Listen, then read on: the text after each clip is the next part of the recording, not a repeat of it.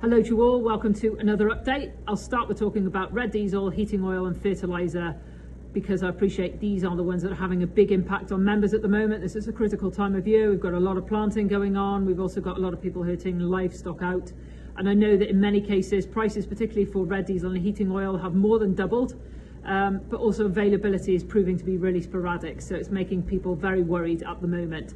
Many of these products don't come from the Middle East to the UK, but there's been so much global displacement, it's having an impact on prices here.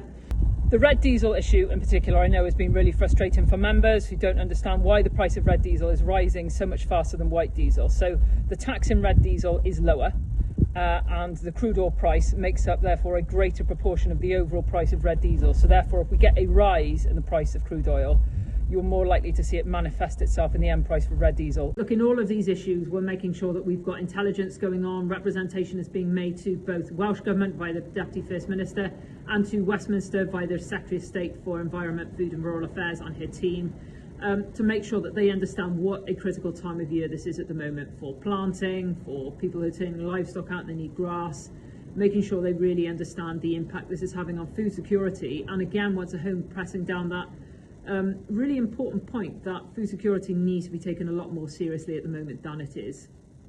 I've also been up in London for a roundtable on food and farming with the Shadow Secretary of State for Environment, Food and Rural Affairs, Victoria Atkins, where we talked about the issues of the war in the Middle East on food security, as well as looking at other matters, including the SPS deal with Europe.